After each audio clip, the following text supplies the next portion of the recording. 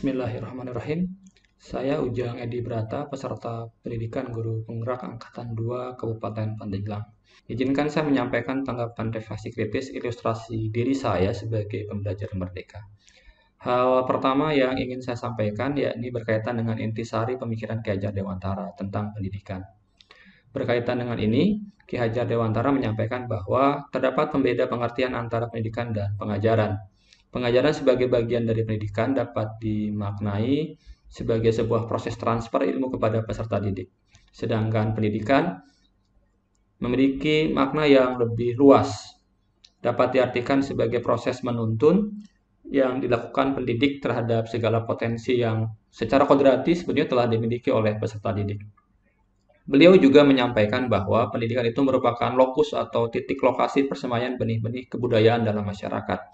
Melalui pendidikanlah nilai-nilai kemanusiaan dapat diteruskan dan diwariskan. Lalu, dalam melaksanakan proses pendidikan, seyogianya beliau berpesan bahwa pendidik itu mau membuka diri untuk menerima segala hal yang baru, baik yang datangnya secara lokal maupun secara global. Akan tetapi pada prakteknya harus juga para pendidik ini melakukan filter atau penyesuaian dengan keadaan, kearifan lokal, serta budaya yang berkembang di sekitar lingkungan. Ki Hajar Dewantara juga menjelaskan tentang dasar pendidikan anak berhubungan dengan kodrat alam dan kodrat zaman. Berkaitan dengan ini, beliau berpesan agar anak-anak itu dididik dengan cara yang sesuai dengan tuntutan alam dan zamannya. Lalu, hal lain yang menjadi intisari pemikiran Ki Hajar Dewantara yang dapat saya sampaikan adalah bahwa budi pekerti atau watak atau karakter merupakan perpaduan antara gerak pikiran, perasaan, dan kehendak atau kemauan sehingga menimbulkan tenaga.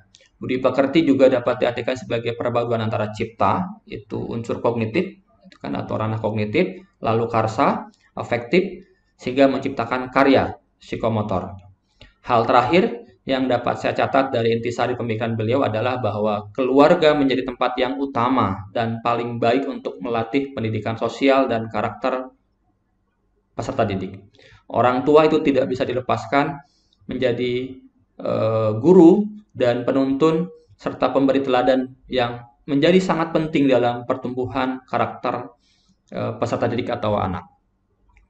Lalu hal kedua yang ingin saya sampaikan berkaitan dengan proses pembelajaran yang mencerminkan pemikiran Ki Hajar Dewantara. Tentang hal ini beliau berpesan bahwa pada hakikatnya proses pendidikan adalah bagaimana pendidik menuntun, ini ada kata kunci menuntun, peserta didik dalam melaksanakan proses pendidikan.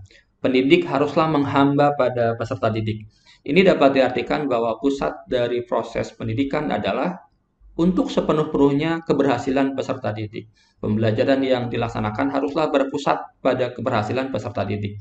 Sehingga proses pembelajaran yang dilaksanakan berbentuk pembelajaran yang menerapkan pembelajaran berbasis aktivitas pada peserta didik. Guru hanya berperan sebagai among, di mana di depan memberikan keteladanan, di tengah membangun semangat, dan di belakang memberi dorongan.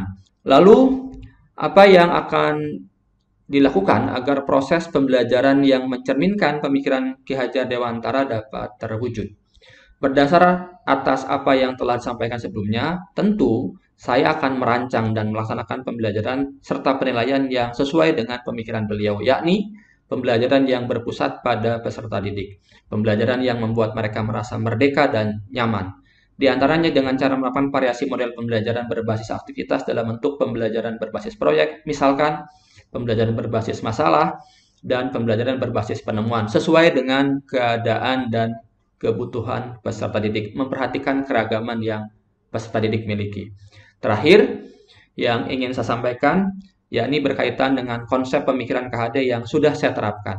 Dapat disampaikan bahwa selama ini saya telah berupaya melaksanakan pembelajaran variasi model pembelajaran berbasis aktivitas yang berpusat pada keragaman, kebutuhan, dan kemampuan peserta didik. Selain itu, saya juga selalu mencoba memposisikan diri sebagai amok bagi para peserta didik saya. Demikian yang dapat saya sampaikan. Terima kasih.